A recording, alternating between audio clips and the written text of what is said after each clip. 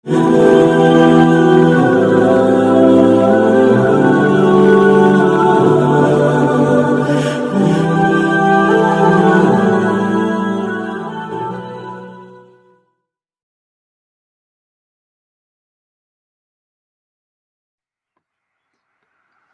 اللہ الرحمن الرحیم۔ معزز و مکرم ناظرین و ناظرات، السلام علیکم ورحمۃ اللہ وبرکاتہ۔ سورۃ الکہف زیر درس ہے اور آج رکوع نمبر 3 کی مختصر سی تفسیر آپ کے سامنے پیش کی جائے گی۔ سورۃ الکہف نہایت اہم سورت ہے قرآن مجید کی، اور نبی اکرم صلی اللہ علیہ وسلم نے تلقین کی ہے کہ ہر جمعہ کو سورۃ الکہف کی تلاوت جو ہے وہ کی جانی چاہیے۔ اس کی تلاوت کیوں کی جانی چاہیے؟ کیونکہ اس کی تلاوت کرنے کے بعد انسان دجالی فتنے سے محفوظ ہو جاتا ہے۔ آپ نے سورۃ الکہف کا پہلا درس رکوع نمبر جو 1 اس کا ہے وہ بھی آپ نے سنا، اور اس میں ایک زبردست آیت ہے جس میں اللہ تعالیٰ فرماتے ہیں قیما لینذر بأسا شدیدا من لدن، یہ کتاب بالکل سیدھی ہے تاکہ وہ خبردار کر دے، نبی اکرم صلی اللہ علیہ وسلم خبردار کرے ایک بہت بڑی آفت سے اس کی طرف سے۔ وَيُبَشِّرُ الْمُؤْمِنِينَ الَّذِينَ يَعْمَلُونَ الصَّالِحَاتِ أَنَّ لَهُمْ أَجْرًا حَسَنًا، اور تاکہ وہ بشارت دے ان اہل ایمان کو جو نیک عمل کرتے ہوں کہ ان کے لیے اللہ تعالیٰ کے ہاں بہت اچھا بدلہ ہے۔ گویا کہ نبی اکرم صلی اللہ علیہ وسلم پر نزول قرآن کے مقاصد میں سے ایک مقصد یہ بھی ہے کہ آپ صلی اللہ علیہ وسلم ایک بہت بڑی آفت کے بارے میں لوگوں کو خبردار کر دیں۔ اور اس آیت نمبر 2 میں جو لفظاً بأسا ہے، بأسن، یہ نہایت اہمیت کا حامل ہے، بأسن شدیدہ، نہایت اہمیت کا حامل ہے، اور اس لفظ پہ ہمیں غور کرنا چاہیے۔ مفسرین نے لکھا ہے کہ اگر یہ بأسن لفظ جو ہے اگر یہ واحد آتا ہے تو اس کا مطلب جنگ کا ہوتا ہے، اور اگر بطور جمع آئے تو اس کے معنی سختی، مصیبت، بہو، تکلیف، آزمائش وغیرہ کے ہوتے ہیں۔ جیسے سورۃ البقرہ میں آیت البر معروف آیت ہے، اس میں بھی آیا ہے، اور یہ لفظ وہاں پر واحد آیا ہے اور بطور جمع بھی آیا ہے، والصابرین فی البأساء والضراء وحین البأس اولئک الذین صدقوا واولئک هم المفلحون۔ تو یہاں دونوں صورتوں میں اس لفظ کے مختلف معنی ہیں۔ البأساء جو ہے اس کے معنی فقر و تنگ دستی کے ہیں، غربت کے ہیں، افلاس کے ہیں، مصائب و تکالیف کے بھی ہیں، اور ہین البعث جو ہے اس سے جنگ کا وقت مراد ہے۔ تو اگر سنگولر آئے گا تو جنگ، پلورل آئے گا تو مصیبت، آزمائش، تکالیف وغیرہ کی معنی ہوگی۔ تو ڈاکٹر اسرار صاحب نے ایک بہترین نقطہ اس آیت کے زیر جو ہے وہ بیان کیا ہے، وہ آپ کے سامنے رکھوں گا۔ اور یہ سورۃ الکہف کیوں امپورٹنٹ ہے، اس مطلب ہر جمعہ کو پڑھنے کے لیے کیوں اس کی تلقین کی گئی ہے۔ انہوں نے لکھا ہے کہ باسن شدیدہ سے ایک بہت بڑی آفت بھی مراد ہو سکتی ہے، اور ایک جنگ کے معنی میں لیا جائے تو ایک بہت بڑی جنگ بھی اس سے مراد ہو سکتی ہے۔ انہوں نے لکھا ہے کہ آفت کے معنی میں اگر اس کو آفت کے معنی میں لیا جائے تو اس سے مراد دجالی فتنہ کا ہوگا جو قیامت سے پہلے ہوگا، ظاہر ہوگا وہ دجالی فتنہ، اور دجالی فتنہ مصیبتوں سے بھرا ہوا ہوگا، تکالیف سے بھرا ہوا ہوگا، اس میں اہل ایمان کی سخت آزمائش ہوگی۔ اس لیے کوئی پیغمبر، کوئی نبی نہیں ایسا گزرا، حدیث میں آیا ہے کہ جس نے اپنی قوم کو، اپنی ملت کو دجالی فتنے سے خبردار نہ کیا ہو، کیونکہ یہ فتنہ جو ہے ایک سخت آزمائش ہوگی، ایک سخت امتحان ہوگا، بلکہ پوری انسانی تاریخ میں اس فتنے سے بڑا کوئی فتنہ نہیں ہوگا۔ اتنی سخت آزمائش، اس سے بڑی آزمائش نہیں ہوگی پوری تاریخ انسانی میں۔ احادیث میں آیا ہے بھوک، پیاس، قحط سالی، افلاس، غربت سے متاثر ہو جائیں گے لوگ، اور ساری چیزوں کے جتنے بھی خزانے ہیں، رزق کے خزانے وغیرہ، اس کا اختیار دجال کے ہاتھ میں دیا جائے گا۔ دجال مہدیت کا دعویٰ کرے گا، مسیح ہونے کا دعویٰ کرے گا، پھر آخرکار خدا ہونے کا دعویٰ کرے گا، اور جن لوگوں کا ایمان کمزور ہوگا، جو دجالی فتنے سے ناواقف ہوں گے، وہ دجال کے پیچھے چلے جائیں گے، وہ دجال کی پیروی کریں گے۔ حدیث میں آیا ہے کہ دجال کے ایک ہاتھ میں آگ ہوگی، ایک ہاتھ میں پانی ہوگا، پوری دنیا پیاس سے دوچار ہوگی، اور دجال کے کارکنان پوری دنیا میں گھومیں گے، پھریں گے، اور لوگوں کو پکاریں گے کہ ہمارا خدا آیا ہے۔ جو اس دجال کو خدا مانے گا، اسے پیاس اس کی بجھائی جا سکتی ہے، اسے دولت سے گویا کہ اسے دولت عطا کی جائے گی، اسے رزق عطا کیا جائے گا، اسے جاہ و حشمت جو ہے حاصل ہوگی، اسے دنیا میں بڑا سے بڑا منصب جو ہے وہ حاصل ہوگا، جس کی مثالیں آج پوری دنیا میں بھری پڑی ہوئی ہیں۔ اور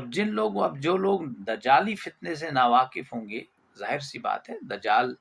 ایک آدمی نکل آئے گا، حدیث میں آیا کہ وہ کہے گا دجال سے، اگر تو خدا ہے تو میرے باپ دادا کو پیدا کر۔ کہتے ہیں کہ دجال برابر ان کے باپ دادا کو پیدا کرے گا، لیکن وہ اصلی باپ دادا ان کے نہیں ہوں گے۔ کسی کی ماں اس سے جدا ہوئی ہوگی، کسی کا باپ، کسی کا بچہ، جو بھی اولاد کسی کی جدا ہوئی ہوگی، وہ دجال سے مطالبہ کریں گے کہ تو ہماری اولاد واپس کر دے، ہم تجھے خدا مانیں گے۔ اور دجال کو اللہ نے یہ اختیار دیا ہوگا، کیونکہ دجال ایک بہت بڑی آزمائش ہوگی انسانیت کے لیے، اہل ایمان کے لیے، تو وہ کر دے گا۔ لیکن حدیث میں آیا ہے کہ وہ جنات میں سے کسی کی شکل تبدیل کر کے جو ہے اس کے کسی کے باپ کی شکل میں لائے گا، کسی کی ماں کی شکل میں لائے گا، کسی کی اولاد کی شکل میں آئے گا، گویا کہ دھوکہ دے گا۔ دجل کے معنی ہی ہے فریب، دھوکہ دہی۔ تو یہ دجل اور فریب اور دھوکہ دہی کا زمانہ جو ہے وہ آج آپ دیکھ رہے ہیں، پوری آب و تاب اور آن اور مان اور شان کے ساتھ جو ہے وہ ترقی پذیر ہے، ارتقا پذیر ہے۔ آئے دن ہم جو احادیث میں آیا ہے کہ ظہور دجال کے ظاہر ہونے کی علامتیں ہیں، وہ ساری کی سارے جو ہیں وہ بالکل پوری ہو چکی ہیں۔ اب کب یہ ہوگا اللہ نوز بیٹر۔ بعض علماء کا تو یہی خیال ہے کہ اب بہت کم عرصہ رہا ہے کہ دجال اور آزمائشوں کا وقت جس کا ذکر احادیث میں آیا ہے وہ نمودار ہوں گی۔ تو یہ دجالی فتنہ بہت خطرناک فتنہ ہوگا۔ تو ایک وہ آفت ہوگی دجالی فتنہ کا آفت، وہ آج بھی ہے۔ تو جو اس کو خدا مانے گا، جو اس کے فریب میں آئے گا، جو اس کے دھوکے میں آئے گا، وہ اپنے ایمان سے ہاتھ دھو بیٹھے گا، اس کے پیچھے پیچھے چلے گا، اس دولت کے پیچھے چلے گا، دنیا کی چمک دمک سے متاثر ہوگا۔ اور آج دیکھتے ہیں اب ہم آخرت کو بھول چکے ہیں، دنیا کے پیچھے جو ہے جاری اور ساری ہیں۔ ہمارے سارے مقاصد دنیا سے منسلک ہیں، ہماری تمام کوششیں دنیا سے منسلک ہیں، ہماری رات دن کی تقاضا دنیا کے متعلق ہے، آخرت کو ہم اکثر بھول چکے ہیں۔ تو یہ معاملہ ہے کہ باسن شدیدہ، یہ قرآن مجید جو ہے یہ ہمیں اس سے واقف کرتا ہے، خبردار کرتا ہے، اور خصوصاً یہ سورۃ الکہف اس دجالی فتنے سے ہمیں گویا کہ واقف کراتی ہے۔ نمبر 2، اگر اس سے مراد لیا جائے باسن شدیدہ کو جنگ، تو ڈاکٹر اسرار صاحب لکھتے ہیں کہ اس سے مراد ارمیگڈون، الملحمۃ العظمی، احادیث میں بکثرت اس کا ذکر آیا ہے۔ اس سے یہ وہ جنگ مراد ہوگی، بہت خطرناک جنگ۔ اور حضرت مسیح علیہ الصلوۃ والسلام کے دوبارہ سے نزول لانے کے بعد اور ان کے ہاتھوں دجال کے قتل واقع ہوگا، اس کے بعد ہی یہ فتنہ اور اس جنگ کا خاتمہ ہوگا۔ تو احادیث میں جو آیا ہے کہ اس دجالی فتنے کے ساتھ سورۃ الکہف کی ایک خاص مناسبت ہے، وہ ہے کہ اس فتنہ کے اثرات سے محفوظ رہنے کے لیے سورت کے ساتھ ہم سب کو چاہیے کہ ذہنی اور قلبی اور روحانی تعلق اس سورۃ الکہف کے ساتھ جو ہے ہم قائم کریں۔ اسی لیے جو ہے ہمیں نبی اکرم صلی اللہ علیہ وسلم نے ہر جمعہ کو، اگر نہیں پوری سورت پڑھی جا سکتی ہے، تلاوت کی جا سکتی ہے، پہلا رکوع اور آخری رکوع جو ہے اس کی تلاوت کی جانی چاہیے۔ تو یہ تھا کہ اس کی اہمیت بہت زیادہ ہے، کیونکہ اس میں ہم پڑھیں گے یہ جو وہ اصحاب الکہف تھے، ان کو اللہ تعالیٰ نے کس طرح سے بچایا مصیبت کے وقت میں۔ ہر طرف سے بت پرستی کا دورہ تھا، ہر طرف سے مصیبت ان پر جو ہے وہ پڑی ہوئی تھی، مصیبت پڑی ہوئی تھی ان پر، اور وہ کس طرح سے اللہ تعالیٰ نے ان کو بچایا اور کس طرح سے انہوں نے ایک محفوظ مقام اپنے لیے جو متعین کیا۔ اور حدیث میں بھی آیا ہے کہ ایک آخری وقت میں جب دجال نمودار ہوگا، دجالی فتنہ نمودار ہوگا، دجالیت پوری آن بان اور شان کے ساتھ پوری دنیا میں اپنی حکمرانی کر رہی ہوگی دجالیت، تو اہل ایمان کو چاہیے کہ اس وقت اپنے ایمان کو بچانے کے لیے جنگلوں کی راہ لیں، مطلب اپنے ایمان کو کسی طریقے سے بھی بچانا چاہیے، انہیں ہجرت کر دینی چاہیے۔ مطلب ایسا وقت آئے گا، ایسے سخت حالات آئیں گے، حدیث میں بالکل کھول کھول کر بیان کیا گیا ہے۔ اس لیے یہ دجالیت کہتے ہیں کہ دجال تب ظاہر ہوگا جب دجال کا ذکر کرنا لوگ چھوڑ دیں گے، دجال تب ظاہر ہوگا جب بولنے والے نہیں ہوں گے، موجود نہیں رہیں گے، قرآن مجید کو سنانے والے، قرآن کا درس دینے والے، وہ لوگ موجود نہیں ہوں گے، دجال تب نمودار ہوگا، دجال تب ظاہر ہوگا۔ حدیث میں یہاں تک آیا ہے کہ وہ کہیں پر کسی جگہ پر جو ہے وہ باندھا ہوا ہے، بہرحال اس تفصیل میں نہ جائیں۔ تو بہرحال ہمیں یہ جو ہے دجال کا فتنہ بہت سخت ترین آزمائش، سخت ترین فتنہ ہے، تو اس کو سمجھنے کے لیے اور ہمیں پھر اس وقت کیا کرنا ہے، یا اس دجالی فتنے سے پہلے، دجال کے ظاہر ہونے سے پہلے جو کچھ شیڈوز جو ہے وہ ابھی موجود ہیں دجالیت کی شکل میں، تو اس میں اپنے ایمان کی حفاظت کے لیے ہمیں کیا کرنا چاہیے۔ ہم دیکھ رہے ہیں کہ پوری دنیا متاثر ہے، کووڈ ہو گیا، پوری دنیا متاثر ہوگی۔ آج بینکرپٹسی، یہ کہ ممالک جو ہیں بیچارے، جیسے کہ سری لنکا میں ہوا، یہ کیا ہو رہا ہے، یہ سارا معاملہ کیا ہے؟ یہ دجالیت کے قریب جو ہے انسانیت جا رہی ہے، بینکرپٹ ہو گیا پورا سری لنکا۔ کیوں ہوا، کیا ہوا، دوسرا نمبر کس ملک کا ہوگا، کہاں سے کہاں شروعات ہوگی، یہ سب کچھ جو ہے آنے والے دنوں میں ہم دیکھیں گے۔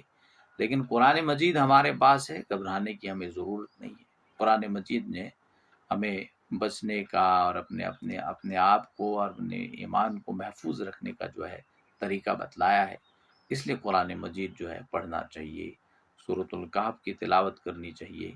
اپنے ایمان کو بچانے کے لیے، اپنے آپ کو بچانے کے لیے، اپنی جنریشنز کو بچانے کے لیے۔ اب ہم آیت کی طرف آتے ہیں۔ وَتَحْسَبُهُمْ أَيْقَاظًا وَهُمْ رُقُودٌ۔ اب یہ اصحاب کہف تھے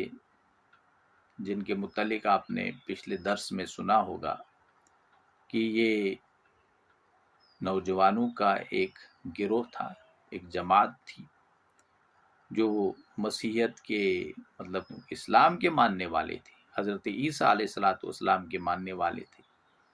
لیکن وہاں پر ایک بادشاہ جو تھا دقیانوس، تو جس شہر میں یہ بستے تھے اس شہر کا نام جو ہے افسس کے نام جو ہے وہ آیا ہے، اس شہر کا نام۔ تو دقیانوس بادشاہ جو تھا اس کے زمانے میں، کیونکہ وہ مشرک تھا، یہ اپنے ایمان کی حفاظت کے لیے وہاں سے چل دیے اور انہوں نے ایک غار میں جو ہے پناہ لی، اور اللہ تعالیٰ نے انہیں وہاں پر سلا دیا۔ تو یہ ان کا ذکر ہے۔ تو اللہ تعالیٰ فرماتے ہیں کہ اس غار میں وہ سو رہے تھے، اگر تم انہیں دیکھتے، وَتَحْسَبُهُمْ أَيْقَاظًا، اور تو انہیں سمجھے بیدار، ایقاظن ہوتا ہے بیدار، تو انہیں سمجھتا بیدار، وَهُمْ رُقُودٌ، حالانکہ وہ سوئے ہوئے تھے۔ جو بھی انہیں دیکھتا انہیں محسوس ہوتا ہے یہ جاگے ہوئے ہیں، لیکن اصل میں وہ نیند میں تھے۔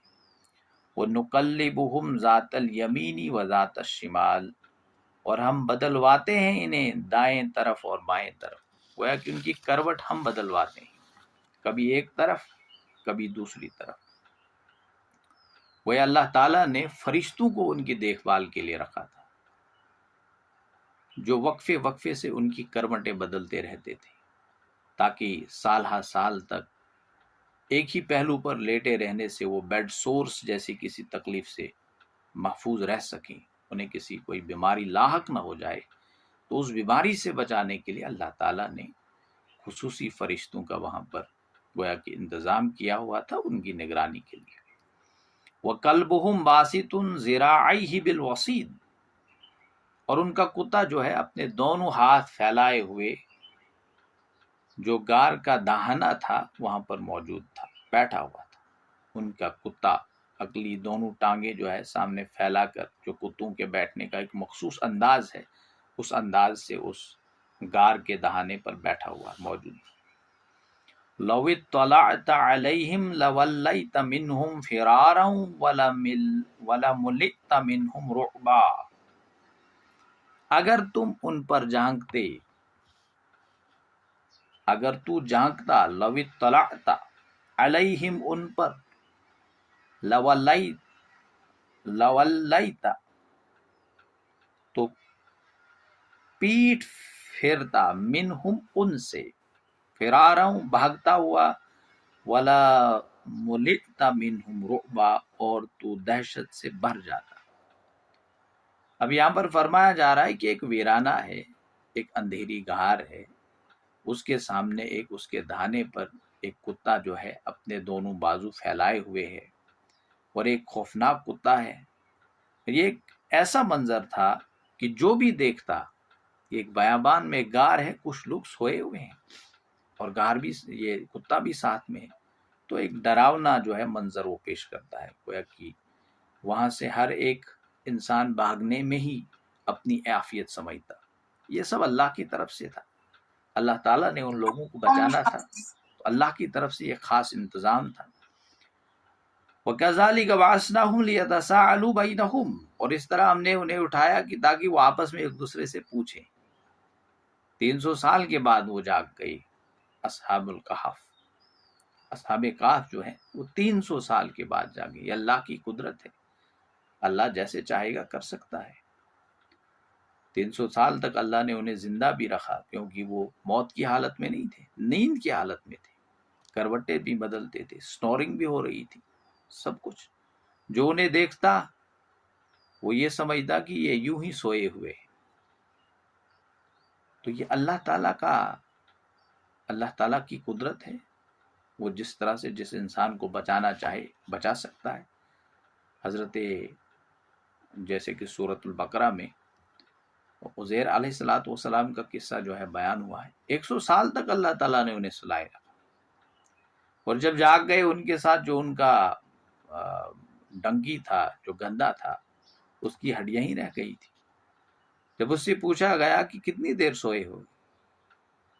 تو انہوں نے بھی یہی کہا کہ بس یہی کچھ 1 آدھ دن۔ لیکن پھر جب انہوں نے آس پاس نظر دوڑائی تو ان کے ساتھ جو ان کا گدا تھا، تو گدے کی ہڈیوں کے سوا ادھر کوئی چیز نظر نہ آئی۔ تو پھر وہ سجدے میں گر گئے اللہ تعالیٰ کے سامنے، اللہ تعالیٰ کی کبریائی کا جو ہے وہ ذکر کرنے لگے کہ پاک پروردگار تو قادر مطلق ہے، تو جیسے چاہے گا کر سکتا ہے۔ تو یہاں پر بھی معاملہ وہی ہے، جب اللہ تعالیٰ نے 300 سال کے بعد ان کو جگایا اور وہ آپس میں ایک دوسرے سے پوچھے لگے، قَالَ قَائِلٌ مِّنْهُمْ كَمْ لَبِثْتُمْ، ایک کہنے والے میں، ان میں سے ایک کہنے والا، قَالَ قَائِلٌ مِّنْهُمْ، ان میں سے ایک کہنے والے نے، پوچھنے والے نے پوچھا تم کتنے عرصے یہاں رہے؟ اب سوال کر رہے ہیں، قَالُوا لَبِثْنَا يَوْمًا أَوْ بَعْضَ يَوْمٍ، اب کچھ لوگوں نے کہا کہ ہم رہے ایک دن یا دن کا کچھ حصہ۔ قَالُوا رَبُّكُمْ أَعْلَمُ بِمَا لَبِثْتُمْ، تو کچھ دوسرے بولے تمہارا رب خوب جانتا ہے تم کتنے عرصہ رہے۔ اب جب کچھ ساتھیوں نے اپنی رائے کا اظہار کیا، انہوں نے ایک دن یا ایک دن سے کم جو ہے کچھ وقت نیند میں گزارا ہے، تو ان کے جواب پر دوسرے ساتھی جو تھے، 2-3 تھے، وہ بول پڑے کہ اس بحث کو چھوڑ دو، اس بحث میں مت ملوث ہو جاؤ، بلکہ اللہ جانتا ہے یہاں کتنا عرصہ تک ہم سوئے رہے، اللہ نوز بیٹر۔ تو یہاں سے اندازہ آتا ہے کہ یہ جو بحث اسی سورہ میں آگے آتا ہے کہ وہ 3 تھے، 4 تھے، 5 تھے، 7 تھے، تو یہاں سے معلوم ہوتا ہے کہ وہ 7 لوگ تھے۔ قالا، ایک نے پوچھا، تو قالو، جواب دینے والوں میں سے قالو گویا کہ جمع ہے، پلورل ہے، اس میں 2 سے زیادہ 3 لیجیے آپ، 2-3 ہوں گے، قالو، تو 3 لوگوں نے جواب دیا کہ ہم جو ہیں دن یا دن کا کچھ حصہ سوئے ہیں۔ پھر دوسرا 3 لوگوں نے جواب دیا، قالو ربکم اعلم بما لبثتم، مفسرین لکھتے ہیں اس سے مراد یہاں پر بھی قالو لفظ استعمال ہوا ہے، جو 3 یا 2 یا 3 ہو سکتے ہیں، 3 ہی مراد لیجیے، 3 دن 6، ایک پوچھنے والا 7، اور قرآن مجید نے بھی جہاں آگے لکھا ہے کہ وہ 4 تھے، 5 تھے، 6 تھے، 7 تھے، تو 7 کے بعد بات ختم ہوئی ہے، اس لیے جو ہے مفسرین جو ہے لکھتے ہیں کہ وہ 7 لوگ تھے۔ بہرحال اس بحث میں ہمیں نہیں وہ پڑھنا چاہیے کہ وہ 7 تھے کیا تھے، بلکہ قرآن مجید کا مقصد جو ہے وہ نصیحت ہے، وہ ہدایت ہے، ہمیں اس واقعے سے ہدایت دینی چاہیے، اور ان کا عزم بھی دیکھنا چاہیے کہ انہوں نے اپنے ایمان کی حفاظت کے لیے کس قسم کی روش اختیار کی، اور انہوں نے کہا جو آگے وہ ابھی ہم پڑھیں گے، فَبَعْثُوا أَحَدَكُمْ بِوَرْقِكُمْ هَٰذِهِ إِلَى الْمَدِينَةِ، اب تم بھیجو اپنے کسی ایک ساتھی کو اس چاندی کے سکے کے ساتھ شہر کی طرف بھیجو، کچھ خرید کر لائیں گے، کچھ کھائیں گے، کچھ پئیں گے۔ فَلْيَنظُرْ أَيُّهَا أَزْكَىٰ طَعَامًا فَلْيَأْتِكُمْ بِرِزْقٍ مِّنْهُ، تو وہ دیکھے کہ شہر کے کس حصے سے زیادہ پاکیزہ کھانا ملتا ہے۔ گویا کہ مومن کا خاصا ہے وہ حلال اور حرام کی تمیز جو ہوتی ہے وہ ہمیشہ اس کے ذہن میں مستحضر رہنی چاہیے۔ اب یہ اتنے سالوں کے بعد جاگے ہیں، اس کے بعد بھی انہوں نے اگر کوئی چیز کھانی ہے،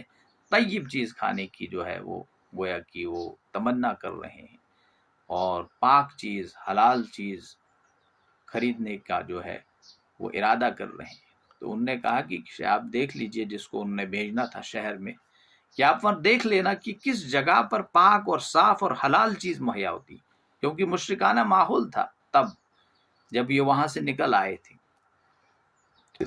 اب جو تھی پورا جو شہر تھا انہوں نے عیسائیت قبول کیا تھا، 300 سال پہلے مشرکانہ مذہب وہاں پر رائج تھا، اب عیسائیت جو ہے وہ پھیل چکی تھی، حضرت مسیح علیہ السلام کے پیروکار موجود تھے، تو یہ بھی حضرت مسیح علیہ السلام کے پیروکار تھے، اور لوگوں میں یہ بات پہلے سے ہی عام تھی کہ کچھ لوگ ایک زمانے میں مشرک جو یہاں پر رومی لوگ تھے، ان کے جو بادشاہ یہاں کا تھا اس کے ظلم و ستم سے تنگ آ کر اپنے ایمان کی حفاظت کے لیے روپوش ہو گئے تھے،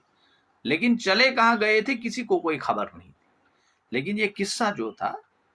زبان زد عام و خاص تھا، ہر ایک انسان، ہر ایک آدمی جو تھا اس شہر کا اس واقعے سے واقف تھا۔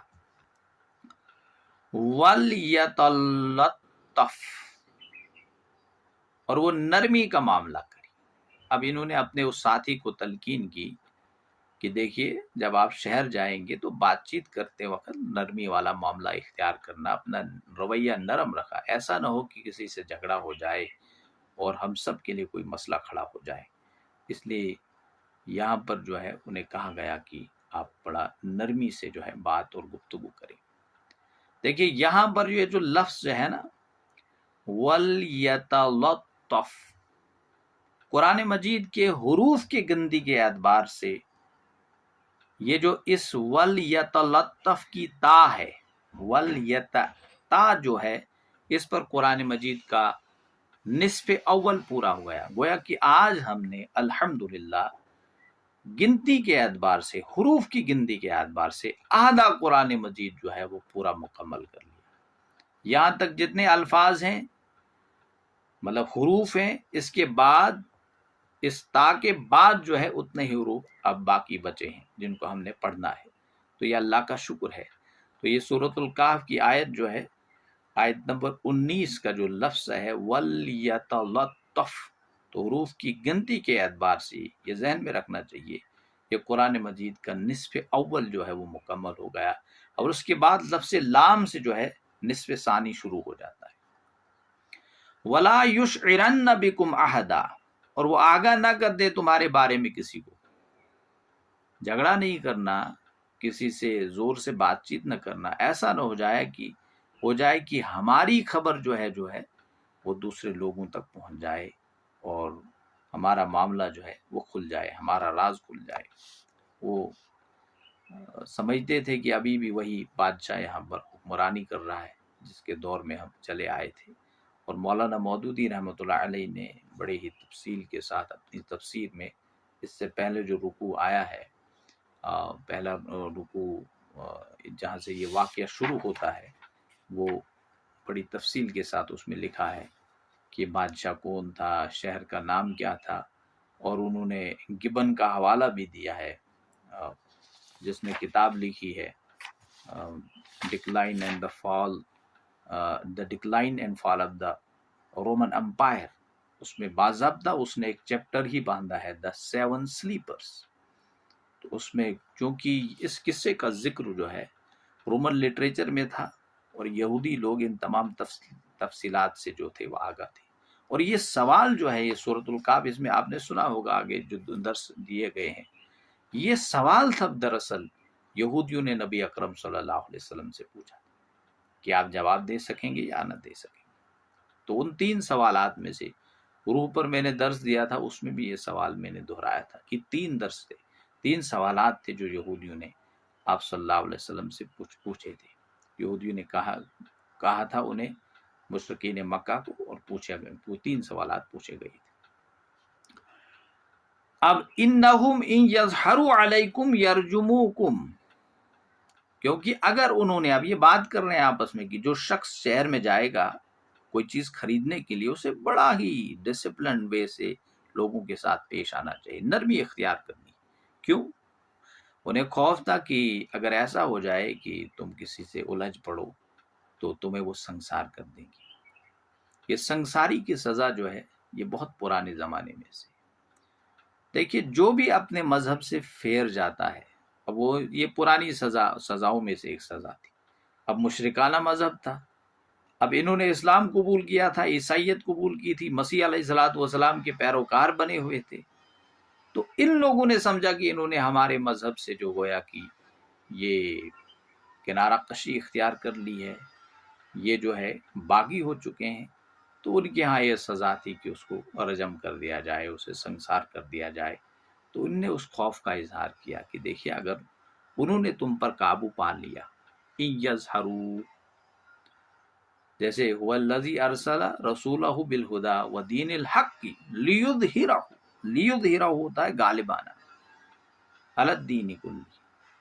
تو ان یظہروا، اگر وہ غالب آئے آپ پر، علیکم تم پر غالب آئے، یرجموکم وہ تمہیں سنسار کر دیں گے، او یعیدوکم یا تمہیں واپس لے جائیں گے۔ گویا کہ وہ سمجھتے تھے کہ یہ مرتد ہوئے ہیں، ہمارے مذہب سے بھاگ گئے ہیں، اب ان کو واپس لانا ہے، گھر واپسی۔ تو یا تمہیں واپس لے جائیں گے اپنے دین میں، فی ملتہم اپنے دین میں، ولن تفلحوا اذا ابدا، اور تب تو تم کبھی بھی فلاح نہیں پا سکتے۔ اشارتاً اس آیت کریمہ سے آپ یہ سمجھ سکتے ہیں سورۃ الکہف پڑھنا کیوں ضروری ہے، اس کی تفسیر سمجھنا کیوں ضروری ہے، آپ سمجھ گئے ہوں گے۔ یہاں پر یہ اصحاب کہف جس فتنے کا خدشہ ظاہر کرتے ہیں، کیا وہ خدشہ آج پوری دنیا میں موجود نہیں ہے؟ بڑی آب و تاب کے ساتھ موجود ہے، بلکہ پھیل رہا ہے یہ فتنہ۔ اگر انہوں نے تمہیں مجبور کر دیا، آپ یہ کہتے ہیں، پھر تم ان سے ان کا دین یا تو قبول کرو گے یا تمہیں جو ہے پھر تو تمہارا یہ نقصان ہوگا کہ تم ہدایت کی روشنی سے فار ایور کے لیے دور ہو جاؤ گے۔ یہ بہت بڑا خسارہ عظیم ہوگا جس کا نقصان تمہیں اٹھانا پڑے گا۔ تو یہ ایسا نہ ہونا چاہیے۔ انہیں سب سے زیادہ ہمدردی اور انہیں سب سے زیادہ اہمیت جو ہے تھی اپنے دین کی تھی۔ تو اس طرح سے یہ گویا کہ یہ سورۃ الکہف کی رکوع نمبر 3 کی ہم نے آپ کے سامنے 3 آیات کا درس ابھی دیا۔ انشاءاللہ وقت چلا گیا ہے، نکل گیا ہے۔ کل انشاءاللہ جو ہے بقیہ آیات جو اس رکوع مبارکہ کے بچے ہیں ان کی مختصر سی تفسیر آپ کے سامنے رکھی جائے گی۔ وآخر الدعوانا ان الحمد للہ رب العالمین، آمین ثم آمین۔ الحمد للہ رب العالمین، والصلاة والسلام على سید الانبیاء والمرسلین وعلى آلہ واصحابہ اجمعین، اما بعد فاعوذ باللہ من الشیطان الرجیم، بسم اللہ الرحمن الرحیم۔ وَكَذَلِكَ أَعْثَرْنَا عَلَيْهِمْ لِيَعْلَمُوا أَنَّ وَعْدَ اللَّهِ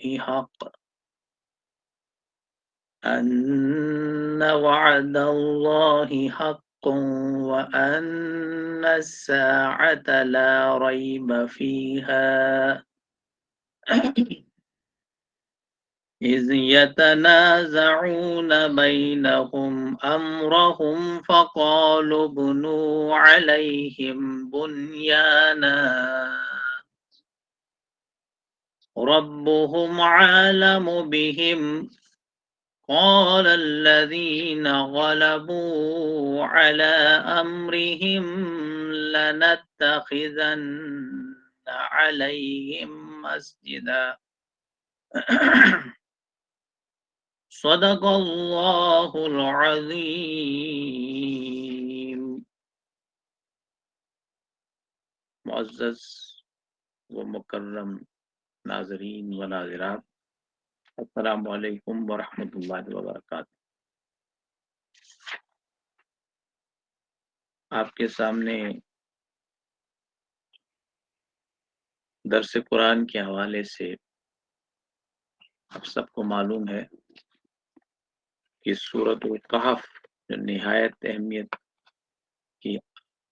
حامل سورہ مبارکہ ہے، اس کی مختصر سی تفسیر آپ کے سامنے پیش کی جائے گی، اور اس حوالے سے رکوع نمبر 3 زیر درس ہے۔ چند اہم باتیں کل بھی آپ کے سامنے کی گئی تھی۔ ایک خاص واقعے کو قرآن مجید نے بیان کیا ہے، اصحاب کہف والا۔ یہ اصحاب کہف کون تھے؟ جو گزشتہ دروس ہے ان میں یہ بات آپ کے سامنے واضح کی گئی تھی کہ اصحاب کہف کون لوگ تھے، جنہیں 7 سلیپرز بھی کہا جاتا ہے۔ تو کل جو ہم نے آیت پڑھی تھی، آیت نمبر 20 آیت نمبر 20 سے پہلے جو آیت تھی وہ یہ تھی کہ اللہ تعالیٰ فرماتے ہیں کہ 300 سال کی طویل نیند کے بعد 300 ایئرس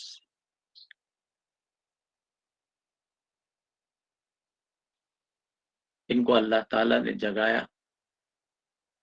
کیونکہ جس زمانے میں انہوں نے اپنے ایمان کی حفاظت کرنے کے لیے اپنے آپ کو شہر بدر کر دیا تھا، گویا کہ خود انہوں نے شہر کو چھوڑا تھا، ان کو بادشاہ کے دربار میں لے جا کر جو اس وقت بادشاہ تھا، ڈیسیس، اس کے زمانے میں رومی بادشاہ تھا، اور اس کا دور جو کیسر ڈیسیس تھا وہ بڑا ظلم و ستم کا دور تھا، جس میں عیسائیوں پر بہت زیادہ ظلم مظالم توڑے گئے تھے، اور بہت سارے لوگ اپنے دین سے منحرف ہو چکے تھے۔ لیکن یہ 7 لوگ تھے، انہوں نے عظیمت کا مظاہرہ کیا، اور انہیں موقع دیا گیا کہ آپ کو اتنے دنوں کے اندر اندر یا تو آپ نے مرتد ہو کر کہ جو عیسائیت تم نے قبول کی ہے اس کو چھوڑنا ہے، اور پھر دوبارہ سے تمہیں اپنے دین میں داخل ہونا ہے، اگر ایسا نہیں کرو گے تو تمہیں سنسار کر دیا جائے گا۔ اس لیے جو ان کو مہلت دی گئی تھی اس کا انہوں نے فائدہ اٹھایا، اور وہ غار میں چلے گئے، کہف میں چلے گئے۔ اس غار کی حیت کیا ہے، اس غار وہ کیسی ہے، اس میں سورج طلوع ہوتے وقت روشنی داخل نہیں ہوتی، البتہ منعکس ہو کر روشنی اس میں داخل ہوتی، اور غروب کے وقت بھی روشنی اس میں داخل نہیں ہوتی۔ گویا کہ نہایت محفوظ مقام تھا جہاں پر انہوں نے پناہ لی۔ مولانا ماجد دریا آبادی اس حوالے سے لکھتے ہیں کہ اللہ تعالیٰ نے اس غار کی جو حیت بیان کی ہے کہ غار کیسی تھی، کہاں تھی۔ آج دنیا میں بہت سارے لوگ کہتے ہیں کہ فلاں جگہ یہ غار ہے، اصحاب کہف، لیکن پوری ایتھنٹسٹی کے ساتھ کوئی اس غار کی نشاندہی نہیں کر سکتا ہے کہ وہ غار کہاں پر موجود ہے۔ اب ویڈیوز میں بھی دیکھتے ہیں کہ لوگ کہتے ہیں کہ یہ غار ہے اصحاب کہف کی ہے، لوگ کہتے ہیں، لیکن ایتھنٹک کوئی بات نہیں۔ اب یہ غار مولانا ماجد دریا آبادی صاحب لکھتے ہیں کہ ان قریب ہو سکتا ہے کہ یہ غار جو ہے وہ ڈسکور ہو جائے گی۔ اب جو کچھ غاروں کے متعلق کہا جاتا ہے یہ ہے وہ ہے، تو اس میں پہلے ابتدا میں عرض کر رہا تھا کہ ایتھنٹسٹی کے ساتھ کوئی نہیں کہہ سکتا ہے۔ ہو سکتی ہے یہ غار اصحاب کہف کی ہو۔ وہ لکھتے ہیں کہ دور جدید میں سائنس اینڈ ٹیکنالوجی کی مدد سے اللہ تعالیٰ نے یوں ہی یہ چیزیں بیان نہیں کی ہے، پوری غار کی حیت کو بیان کیا ہے، بلکہ وہ غار کبھی نہ کبھی ڈسکور ہو جائے گی۔ اب جو غاریں جن کے متعلق آج کہا جاتا ہے، کچھ لوگ کہتے ہیں ٹرکی کے شہر کے وہاں پر ہے وغیرہ وغیرہ، تو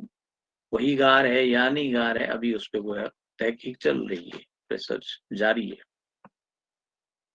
تو اس کے بعد 300 سال یہ سلائے گئے، اس کے بعد یہ جاگتے ہیں اور انہیں خطرہ ہوتا ہے۔ جاگنے کے بعد وہ کہتے ہیں کہ ان نہم، یہ اپنے ایک ساتھی کو وہاں بازار بھیجتے ہیں کچھ کھانے کی چیزیں لانے کے لیے، اور انہیں اپنی جگہ پورا خدشہ ہوتا ہے، اور انہیں اپنے ساتھی کو متنبع کرتے ہیں کہ کہیں ہمارا راز فاش نہ ہو جائے، کسی سے جھگڑنا نہیں، کسی سے کوئی شور، کوئی سخت گفتگو نہ کرنا، بڑا نرم لہجہ ہوتے ہوئے تم نے بازار جانا ہے اور کھانے کی چیزیں ہمارے لیے لے آنی، کیونکہ جب یہ فرار ہوئے تھے وہاں سے تو اس وقت ان کو جس سزا سے ڈرایا دھمکایا گیا تھا کہ ارجموں کو تمہیں رجم کر دیا جائے گا، اب جاگنے کے بعد بھی انہیں وہی خدشہ ہے کہ ہمیں کہیں رجم نہ کر دیا جائے، اگر وہ تمہاری خبر پائیں گے انہم یظہروا علیکم یرجموکم، بے شک اگر وہ جان لے تمہیں تو یرجموکم، وہ تمہیں رجم کریں گے، او یعیدوکم فی ملتی، تو دو نے وارننگ جو دی گئی تھی، یا تو تمہیں رجم کر دیا جائے گا یا پھر تم اپنے دین میں اپنی ملت میں واپس آؤ۔ تو وہی اسی خدشے کا وہ اظہار کرتے ہیں، انہیں لگ رہا تھا کوئی ایک آدھ دن جو ہے ہم سوئے ہوئے ہیں، انہیں یہ معلوم نہیں تھا کہ ہم 300 سال طویل جو ہے عرصہ کاٹ کر یہاں سے جو ہے جاگ رہے ہیں، کچھ معلوم نہیں تھا۔ اس لیے انہوں نے اس خدشے کا اظہار کیا کہ کہیں ایسا نہ ہو جائے کہ ہمیں رجم سنسار کر دیا جائے، یا پھر ہمیں دوبارہ سے اپنے دین میں اپنی ملت سے منحرف کرایا جائے، اور جو مشرکانہ مذہب وہاں پر ہے، اس ڈیسیس کے زمانے کا، جو مطلب وہ اس نے وہ بت پرستی اور مشرکانہ افعال کرتے تھے، اس میں جو ہے زبردستی داخل ہونا پڑے گا۔ ولن تفلحوا اذا ابدا، ان کو یہ تھا کہ اگر ہم ایسی حرکت کریں گے پھر ہم کبھی فلاح نہ پا سکیں گے۔ تو اس آیت کے تناظر میں اگر آج دور جدید کو دیکھا جائے، حالات کچھ ایسے ہی نظر آ رہے ہیں۔ اس لیے احادیث میں بھی آیا ہے کہ بہت سخت آزمائش کا دور جو ہے آخری دور میں آنے والا ہے، سخت آزمائشوں کا دور، تجالیت اپنے عروج پر ہوگی، مومنین کے لیے اسلام پہ چلنا ایسا ہوگا، حدیث میں آیا ہے کہ جیسے ہاتھ میں انگارہ لینا مشکل ہے، اس طرح سے ایمان پر چلنا مشکل ہو جائے گا، اسلام پر چلنا مشکل ہو جائے گا۔ ایک آدمی کے لیے کتنا مشکل ہے کہ وہ ہاتھ میں انگارہ ڈالے اور اس کو برداشت کرے، بلکہ اس کا ہاتھ جل جائے گا، اسے مصیبت کا سامنا کرنا ہے، اسے آلام و مصائب کا سامنا کرنا پڑے گا، سخت امتحان کا سامنا کرنا پڑے گا، درد اور تکلیف سے دوچار ہونا پڑے گا۔ تو رسول اللہ صلی اللہ علیہ وسلم نے فرمایا کہ آخری دور میں ایسا ہی ہوگا کہ جیسے انگارہ ہاتھ میں لینا مشکل ہے، اسی طرح اسلام پر چلنا مشکل ہو جائے گا۔ آپ دیکھتے ہیں حق پرستوں کے لیے آج کی دنیا میں کتنی مشکلات پیدا کی گئی ہیں، بہت مشکلات۔ اس لیے اللہ سے دعا کرنی چاہیے کہ پروردگار ہمیں دین پر، ایمان پر چلنے کی توفیق عطا فرما۔ ہمارے اندر یہ طاقت اور سکت نہیں ہے، اگر تو ہماری مدد نہیں فرمائے گا، تو ہماری رہنمائی نہیں فرمائے گا، تو ہماری استعانت نہیں فرمائے گا، تم تو ایک لمحے کے لیے بھی یہ کام نہیں کر سکتے، بس تو خصوصی فضل سے نواز اور ہمیں اسلام پر چلنے کی توفیق عطا فرما، آزمائشوں سے بچا۔ تو یہ بڑا سخت اور نازک معاملہ جو ہے آج بھی پوری دنیا میں ہے۔ انسان اللہ سے منحرف ہو چکا ہے، نافرمانی کی روش اختیار کر رہا ہے، آئے دن انسان جو اللہ کے خلاف اس نے بغاوت کا علم اٹھایا ہوا ہے، وہ مزید اس کو بلند کرتا جا رہا ہے۔ گویا کہ ان حضرت انسان جو ہے، جسے اللہ نے اپنی بندگی کے لیے دنیا میں بھیجا تھا، وہ اللہ کی نافرمانی کر کے شیطان کی بندگی کر رہا ہے۔ تو یہ اسی لیے سورۃ الکاف کل بھی آیا تھا کہ اس کا مطالعہ ہر ہفتے کیا جانا چاہیے۔ تو اس لیے وہ خدشہ اس کا اظہار کرتے ہیں کہ کہیں ہمیں سنسار نہ کر دیا جائے، کبھی ہمیں اپنے دین میں دوبارہ واپس لوٹایا نہ جائے، اس کا اظہار کر دیں۔ اب اگلی آیت جو آیت نمبر 21، وَكَذَلِكَ عَثَرْنَا عَلَيْهِمْ لِيَعْلَمُوا، اور اس طرح ہم نے ان لوگوں پر مطلع کر دیا، ان پر لوگوں کو مطلع کر دیا تاکہ لوگ جان لیں، ان لیعلموا، تاکہ لوگ جان لیں، ان وعد اللہ حق، کہ اللہ کا وعدہ جو ہے وہ سچا ہے۔ اب انہوں نے بڑی احتیاط برتی تھی، جو انہوں نے اپنا ساتھی بھیجا تھا بازار میں، یلمیخا اس کا نام بتایا جاتا ہے، مفسرین لکھتے ہیں، اور جو کچھ روایات سریانی یا دیگر روایات اس ضمن میں ہمیں حاصل ہیں، مولانا مودودی لکھتے ہیں وہ ایک پادری تھے، پادری جو ہے جنہوں نے اس واقعے کا ذکر کیا ہے، تو یلمیخا جو ہے وہ پادری جیمس سروجی مواعظ جو ہیں اس میں سب سے پہلے اصحاب کہف کا تذکرہ ملتا ہے۔ تو یلمیخا ان کا جو ساتھی تھا، انہیں اتنی مطلب احتیاط سے کام لینے کی تلقین کرنے کے باوجود بھی جب وہ سکہ انہوں نے نکالا، اور 300 سال قبل کا آدمی، وہی لباس، وہ چالو چلن، ان کا وہ جو کلچر تھا وہ ظاہر ہو رہا تھا۔ اب جس شخص کے پاس، جس دکاندار کے پاس گیا اور 300 سال پہلے کا سکہ انہوں نے دے دیا انہیں، تو انہوں نے کہا کہ آپ نے یہ سکہ کہاں سے لایا؟ ہو سکتا ہے کوئی خزانہ آپ کو جو ہے حاصل ہوگا۔ اس دکاندار نے دوسرے کو بھی دکھایا، تیسرے کو بھی دکھایا، لوگ پورے جمع ہوئے۔ پھر اس وقت لیکن حکومت عیسائیوں کی تھی، جو بادشاہ اس وقت حکمرانی کر رہا تھا، بڑا نیک آدمی تھا۔ تو اس طرح ہم نے ان لوگوں کو مطلع کر دیا تاکہ لوگ جان لیں کہ اللہ کا وعدہ حق ہے۔ اب یہاں پر کذالی کا جو لفظ ہے نا، یہ بڑی اہمیت کا حامل ہے۔ اس سے یہ بتلانا مقصود ہے کہ جس طرح سے اصحاب کہف کو طویل نیند سلانا اور پھر انہیں نیند سے بیدار کرنا اللہ تعالیٰ کی کمال قدرت کا اظہار تھا، اسی طرح یہ بھی اس کے کمال قدرت کی ایک نشانی تھی، ایک شان تھی کہ ہر چند جاگنے والے لوگ جو تھے، جاگنے والوں نے اپنی تئیں جو ہے، اصحاب کہف نے اپنے لیے جو ہے ہر طرح کی احتیاط کی، اور بازار جانے والے کو ہر طرح کی تاکید کی کہ کہیں اپنا راز جو ہے کھل نہ پائے۔ لیکن انہیں کیا خبر تھی کہ اللہ تعالیٰ نے انہیں جگایا ہی اسی بات کے لیے کہ ان کا راز جو ہے پوری دنیا پر کھل جائے، اس لیے تاکہ لوگوں کو ان کے بیدار ہونے اور لمبی نیند کے بعد جاگنے کا علم ہو، اور اس سے آخرت اور قیامت پر استشہاد کیا جا سکے کہ اللہ تعالیٰ جو ہے جس طرح یہ 300 سال سوئے رہے، اللہ نے ان کو جگایا، تو اسی طرح اللہ تعالیٰ جو ہے ایک شخص کو مرنے کے بعد پھر دوبارہ سے کھڑا کر سکتا ہے۔ اسی لیے وَكَذَلِكَ عَثَرْنَا وَكَذَلِكَ عَثَرْنَا عَلَيْهِمْ، اس طرح ہم نے اہل شہر کو ان کے حال پر مطلع کیا، اور یہ مطلع کرنا جو ہے یہ اللہ کی کمال قدرت کی شان تھی۔ اب یہاں پر اللہ تعالیٰ نے وہ واقعہ بیان نہیں کیا ہے جو شہر میں جانے والے اصحاب کہف کے ساتھی کو پیش آئے، کیسے جو ہے کس طرح سے اس کا راز جو ہے وہ افشا ہو گیا۔ لیکن جو تاریخی روایات اس ضمن میں ملتی ہیں، اور مفسرین اسی کی وہ زیادہ تر یہی بنی اسرائیلی روایات جنہیں آپ کہہ سکتے ہیں،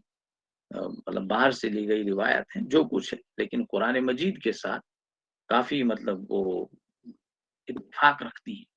جس طرح مولانا مودودی رحمۃ اللہ علیہ نے لکھا ہے کہ یہ جو the rise and the fall of Roman empire کے جو مصنف ہے، انہوں نے 7 سلیپرز کے حوالے سے جو باب باندھا ہے اپنی کتاب میں، اس کے مطلب نام میں اور مفسرین نے جو نام لیے ہیں بڑی مناسبت ہے، بولے ایک جیسے نام ہے۔ تو یہ جو روایات وہیں سے لی گئی، باہر ہماری اپنی کی روایت، کسی حدیث میں اس کا ذکر نہیں ہے، بلکہ باہر سے لی گئی تاریخی روایات ہے۔ تو یہ جو تاریخی روایت سے معلوم ہوتا ہے کہ اصحاب کہف جس شہر سے نکل گئے تھے، میں نے جو پہلے بھی کہا کہ وہ بت پرستوں کا شہر تھا، مشرکوں کا شہر تھا، اور روایات میں اس کا نام جو ہے افسوس جو ہے وہ آتا ہے، اور جو اس وقت بادشاہ تھا جسے دقیانوس، مطلب اس وقت جو حکمران تھا، اسے ڈیسیس یا دقیانوس بھی کہا جاتا ہے، انگلش میں ڈیسیس، اردو میں دقیانوس کہا جاتا ہے۔ جب یہ بیدار ہوئے تو اس وقت پہلے بھی کہا میں نے کہ پوری عیسائیت، پوری لوگ جو ہے عیسائیت قبول کر چکے تھے اور توحید پر قائم تھے، لیکن اس وقت جو بادشاہ تھا تھیوڈوسیس، یہ بڑا نیک آدمی تھا، اور یہ توحید پرست تھا، اور اس کی حکومت میں توحید کی کو بالادستی حاصل تھی۔ لیکن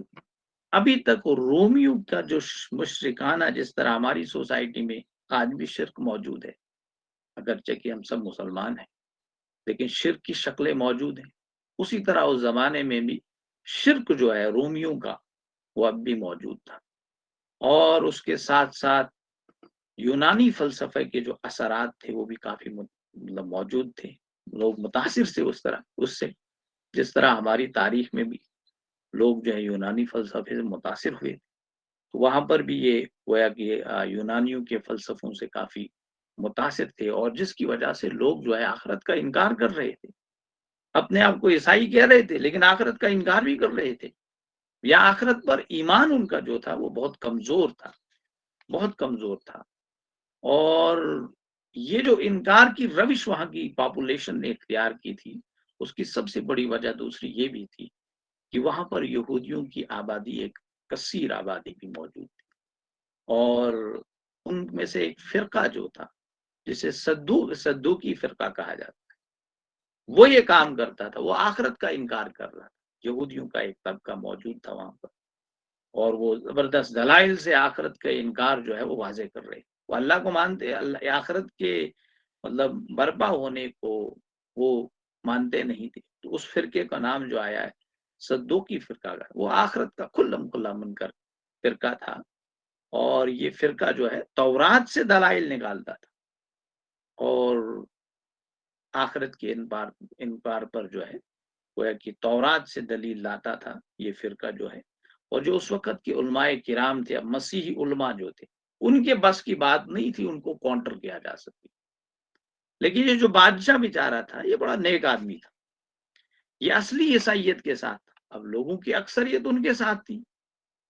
اب تاریخ میں آتا ہے کہ یہ شخص جو تھا، یہ بادشاہ جو تھا بیچارہ،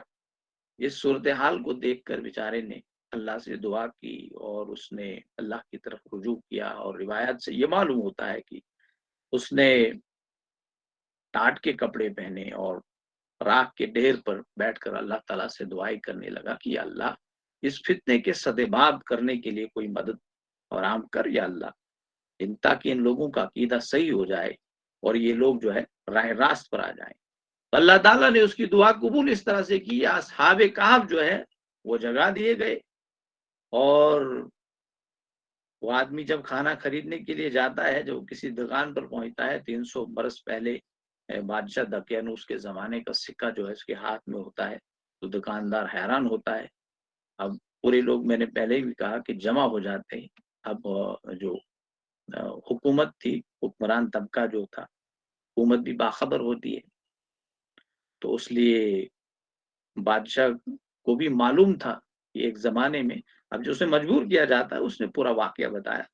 کہ ہم یہاں سے بھاگے تھے دقیانوس کے زمانے میں، اور ہمیں پتہ نہیں کتنی دیر ہم وہاں پر سوئے رہے،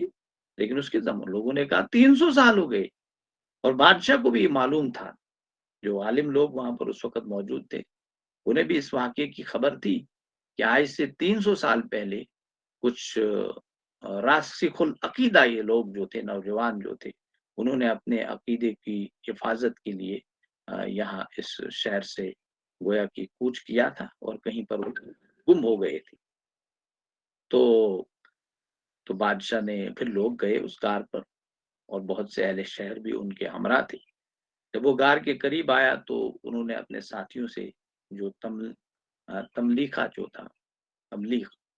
جو لڑکا جو ان کا ایک ساتھی بازار گیا تھا، انہوں نے اس سے کہا معلوم آپ ذرا رکیے، میں اپنے ساتھیوں کو اندر جا کر اس پورے معاملے سے جو ہے باخبر کر دوں گا کہ اب بادشاہ مسلمان موحد ہے، توحید پرست ہے، توحید کو ماننے والا ہے، قوم بھی مسلمان ہے، وہ ملنے کے لیے آئے ہیں۔ ایسا نہ ہو جائے کہ یہ کہ وہ سمجھے کہ اطلاع کے بغیر آپ پہنچے تو وہ یہ سمجھے کہ بادشاہ ہمارا جو دشمن تھیوڈوسیس جو ہے، وہی ڈیسیس جو ہے، وہی بادشاہ یہاں نہ آئے۔ تو پورے حالات سے میں گویا کہ ان کو آگاہ کر دوں۔ تو ان کو جب پورے حالات سنائے گئے تو ان نے تاریخی روایت سے معلوم ہوتا ہے، اللہ نوز بیٹر اس معاملے میں، تو وہ بڑے خوش ہو گئے، اور ان نے بادشاہ کا استقبال تعظیم کیا، اور اجازت لے کر جو ہے پھر وہ غار میں مطلب چلے گئے، اور اس کے بعد ان کی وفات ہو گئی۔ لیکن روایات میں ہے، لیکن اس واقعے سے جو مقصود تھا وہ پورا ہو گیا۔ ان کا 300 سال کے بعد جو ہے زندہ پھر دوبارہ سے جاگنا جو ہے، قیامت کے آنے اور انسانوں کے دوبارہ زندہ ہونے پر اٹھ جانے کی مطلب ایسی دلیل تھی جس کا جواب اب صدوقیوں کے پاس کوئی نہیں۔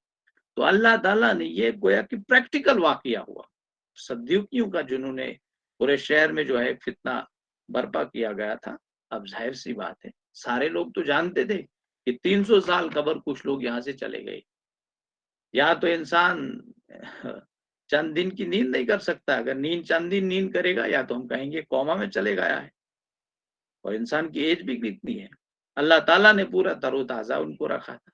اور وہ جاگے بھی، سب لوگوں نے ان کا نظارہ کیا، سب لوگوں نے ان کو دیکھا۔ کہ تاریخ سے یہ بھی معلوم ہوتا ہے کہ وہ چلے گئے تو پھر اللہ تعالیٰ نے ان کو موت دی، پھر پھر موت دینے کے بعد وہاں پر ہوتا کیا ہے؟ تو یہ تھا معاملہ پورا اذ یتنازعون بینہم،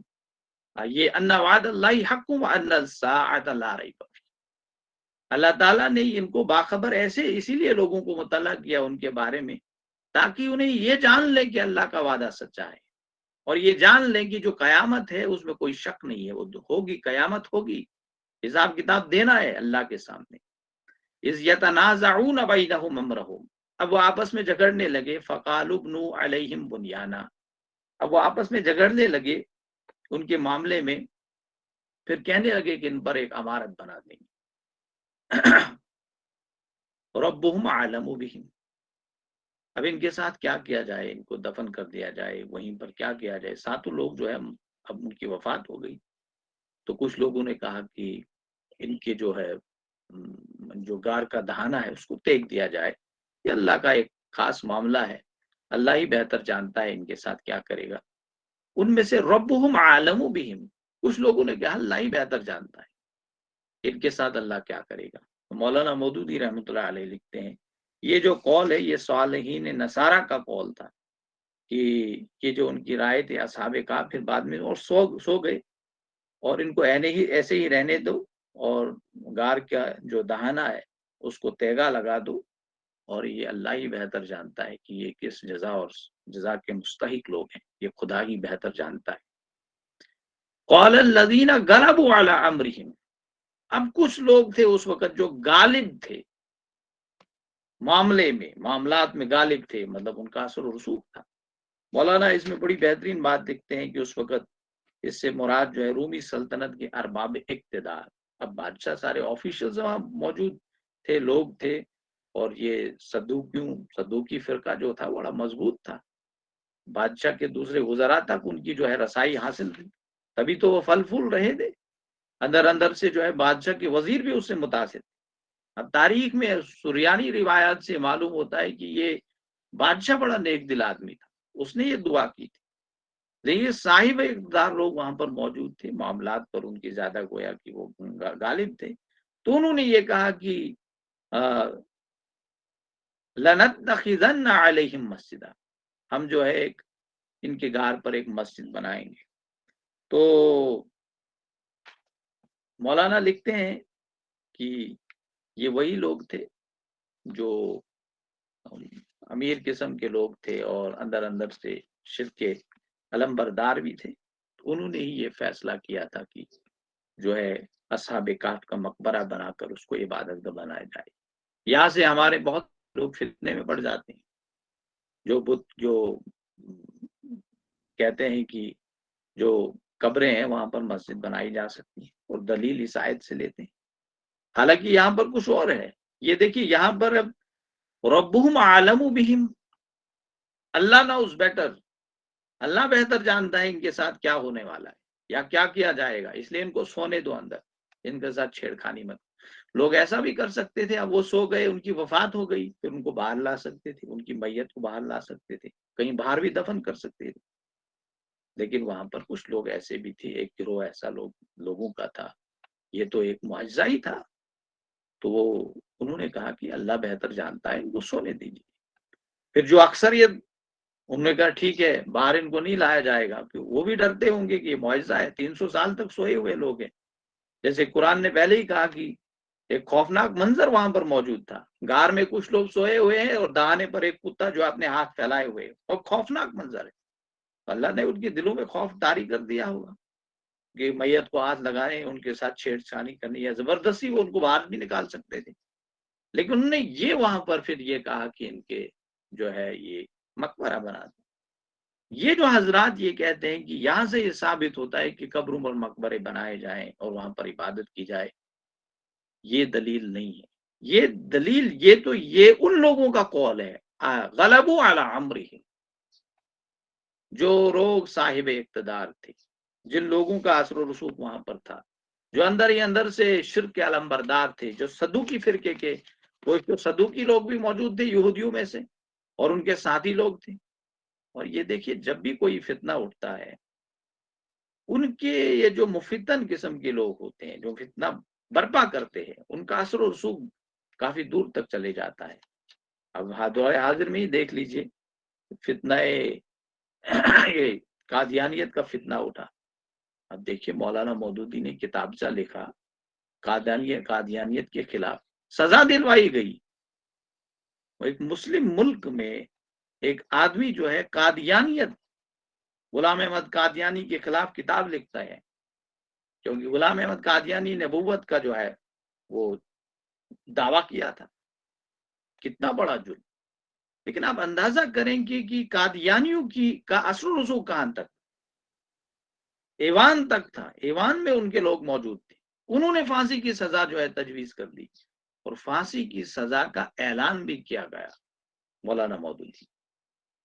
لیکن پھر پوری دنیا سے جو ہے وہ زور و شور اٹھا، اور حکومت کے خلاف لوگوں بڑے بڑے مطلب شاہ فیصل اس وقت یا دوسرے لوگ جو بھی تھے عرب کے حکمراں تھے، انہوں نے پاکستان کی حکومت کو متنبع کیا کہ اتنے بڑے عالم دین کے ساتھ تم ایسا کرنے والے ہو.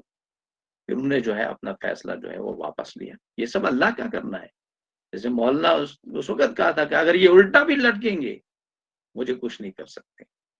جب انہیں وہ کہا تھا کہ آپ صرف ایک معافی مانگ لو، یہ آپ کے لیے ایک آپشن بچا ہے، باقی کوئی آپشن نہیں ہے. آپ کورٹ میں اپیل نہیں کر سکتے ہو، ہاں معافی مانگ سکتے. مولانا نے کہا کہ میں معافی نہیں مانگوں گا، یہ اگر الٹا بھی لٹکیں گے میرا ایک بال بیکا بھی نہیں کر سکتے. تو یہ قال الذین غلبوا علی امرہم لنتخذن علیہم مسجدا والا معاملہ، یہ ان لوگوں کا قول ہے، یہ اللہ کا قول نہیں ہے. اللہ کا قول ہوتا تو فوائے کلام سے خود بخود ظاہر ہوتا ہے. ربہم عالم بہم، ربہم ان کا رب جانتا ہے. اب یہ قول کس کا ہے؟ ان لوگوں کا قول نقل کیا گیا ہے. یہاں پر قال الذین، وہ لوگ غلبوا علی امرہم جو غالب تھے معاملات پر. اب یہ غالب کون لوگ تھے؟ اب پہلے ہی میں نے کہا کہ شرک وہاں پر پھیل رہا تھا، لوگ شرک سے متاثر تھے، اگرچہ کہ عیسائی تھے متاثر تھے، معاملات پر ان کی دسترس تھی. یہ ان لوگوں کا قول ہے. تو یہاں سے کوئی دلیل نہیں لا سکتا ہے کہ قبروں پر مقبرے بنائے جائیں اور وہاں پر عبادت کی جائے. حالانکہ صحیح احادیث سے ثابت ہے نبی اکرم صلی اللہ علیہ وسلم نے لعنت فرمائی ہے قبروں کی زیارت کرنے والی عورتوں پر اور قبروں پر مسجدیں بنانے والوں پر. احمد، ترمذی، ابو داؤد، نسائی اور ابن ماجہ کی احادیث ہیں. یہ مولانا مودودی نے اپنی کتاب میں نقل کیا، اور دوسرے مفسرین نے بھی اس کے بارے میں لکھا ہے کہ یہاں سے یہ دلیل نہیں ہے، یہ ان لوگوں کا قول تھا. اسی طرح سے دوسری حدیث ہے، خبردار ہو جاؤ، تم سے پہلے بھی لوگوں نے اپنے انبیاء کی قبروں کو جو ہے عبادت گاہ بنایا، میں تمہیں اس حرکت سے منع کرتا ہوں. رسول اللہ صلی اللہ علیہ وسلم، اور مستند ترین احادیث ہیں. اور نبی اکرم صلی اللہ علیہ وسلم فرماتے ہیں کہ اللہ نے لعنت فرمائی یہود و نصارہ پر جنہوں نے اپنے پیغمبروں کے قبروں کو جو ہے عبادت گاہ بنا دیا، وہاں پر عبادت کرتے ہیں. یہاں سے کوئی دلیل نہیں نکلتی. سَيَقُولُونَ ثَلَاثَةٌ رَابِعُهُمْ كَلْبُهُمْ، اب یہ کہیں گے وہ 3 تھے چوتھا ان کا کتا تھا. اب لوگ کہیں گے وہ 3 تھے چوتھا ان کا کتا تھا. وَيَقُولُونَ خَمْسَةٌ سَادِسُهُمْ كَلْبُهُمْ، اب کہیں گے یہ 5 تھے چھٹا ان کا کتا تھا. تو اللہ تعالیٰ فرماتے ہیں رجمم بالغیب، بالکل اٹکل پچو، اور کہیں گے یہ 7 تھے. وہ یہ اندازے کر رہے ہیں، بے تکی ہانکتے ہیں، بے تکی باتیں ہیں جو یہ کر رہے ہیں کہ وہ چوتھا ان کا کتا. مطلب اب یہ اس زمانے کی بات، جب نازل قرآن مجید ہو رہا تھا، کچھ لوگ کہتے تھے 6 تھے، کچھ لوگ کہہ رہے تھے 4 تھے، تیسرا 3 تھے چوتھا ان کا کتا تھا، 5 تھے چھٹا ان کا کتا تھا. اور کچھ لوگ یہ کہیں گے وَيَقُولُونَ سَبْعَةٌ، 7 تھے، وَالثَّامِنُهُمْ كَلْبُهُمْ، 8واں ان کا کتا تھا. تو اس سے معلوم ہوتا ہے کہ اس واقعے کو 350 سال بعد جو گویا کہ نزول قرآن کی بات ہو رہی، جب قرآن مجید نازل ہو رہا تھا، اس کی تفصیلات جو تھی اس واقعے کی عیسائیوں میں جو ہے وہ افسانے کی شکل اختیار کی گئی تھی. افسانہ انہوں نے بنایا تھا اس واقعے کو بھی. اور کیونکہ اس وقت مستند ذرائع جو تھے لوگوں کو دستیاب نہیں تھے، جیسے کہ آج کے دور میں پریس ہے، میڈیا ہے، پوری دنیا میں کتابیں پھیلتی ہیں. آپ دنیا کے کسی بھی کونے میں لکھی گئی کتاب آنند فانند نیٹ کے ذریعے سے ڈاؤن لوڈ کر سکتے ہیں، پڑھ سکتے ہیں.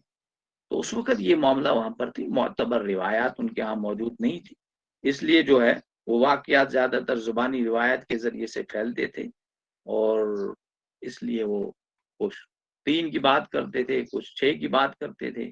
کچھ 7 کی بات کرتے تھے، لیکن 7 کا لفظ لانے کے بعد اللہ تعالیٰ نے گویا کہ اب آگے نہیں اس کو بڑھایا. قل ربی اعلم بعدتہم ما یعلمہم الا قلیل، کہہ دیجئے میرا رب خود جانتا ہے ان کی تعداد کتنی تھی، ان کی خبر نہیں رکھتے مگر تھوڑے لوگ. الا قلیل فلا تماری فیہم الا مراء ظاہرا ولا تستفتی فیہم منہم احدا. اب اس کے بعد کہتے ہیں اللہ تعالیٰ کہ آپ صلی اللہ علیہ وسلم ان کے بارے میں بحث نہ کیجیے، وہ لوگ کتنے تھے، کیا تھے، جو سب سے سوال کرتے ہیں عیسائی یا دوسرے لوگ، مگر سرسری بحث اور ان کے بارے میں کسی سے نہ پوچھیے. گویا کہ اصلی معاملہ اس واقعے کو بیان کرنے کا مدعا اور مقصد یہ نہیں ہے کہ ان کی تعداد بتائی جائے، وہ 7 تھے، 6 تھے، 10 تھے، اس پہ ہمیں بحث نہیں کرنی ہے. اب ہم اس پہ بحث کریں گے، آج مختلف غاروں کے متعلق کہا جاتا ہے یہ اصحاب کہف، اس پہ بحث کریں گے، کوئی کہے گا یہی ہے، کوئی کہے گا وہ ہے. تو ایسا معاملہ یہ معاملہ نہیں. اصل میں قرآن کا مدعا اور مقصد جو ہے نصیحت ہے، ہدایت ہے. اس واقعے سے ہمیں ہدایت حاصل کرنی ہے. یہ اصل میں جو ہے گویا کہ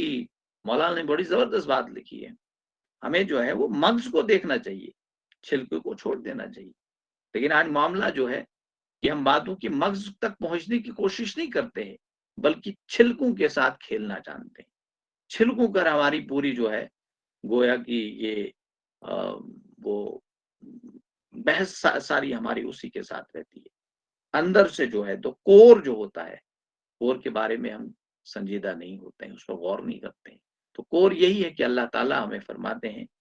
یہ تم جو ہے ہدایت حاصل کرو. اس واقعے سے ہمیں ہدایت حاصل کرنا ہے. لیکن المختصر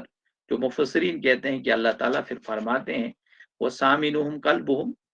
وَيَقُولُونَ سَبْعَةٌ وَسَامِنُهُمْ قَلْبُهُمْ. اس کے بعد جو ہے آگے بات نہیں بڑھتی ہے، اس لیے یہاں سے جو ہے اور حرف عطف جو آتا ہے اس سے پہلے وَيَقُولُونَ خَمْسَةٌ سَادِسُهُمْ قَلْبُهُمْ رَجْمًا بِالْغَيْبِ، پھر آتا ہے وَيَقُولُونَ سَبْعَةٌ وَسَامِنُهُمْ قَلْبُهُمْ، اس کے بعد کچھ نہیں ہے آگے. اس لیے جو ہے لوگ جو ہے مفسرین یہی لکھتے ہیں غالباً کہ ان کی تعداد جو ہے وہ 7 تھی. اور حضرت عبداللہ بن عباس رضی اللہ تعالیٰ عنہ جو ہے ان کا بھی یہی قول ہے کہ ان کی تعداد جو ہے میرے نزدیک 7 تھی اور 8واں ان کا کتنا تھا. مگر فضول بحث سے ہمیں گریز کرنا چاہیے. رسول اکرم صلی اللہ علیہ وسلم کو ایک اصولی بات کی طرف رہنمائی فرمائی گئی،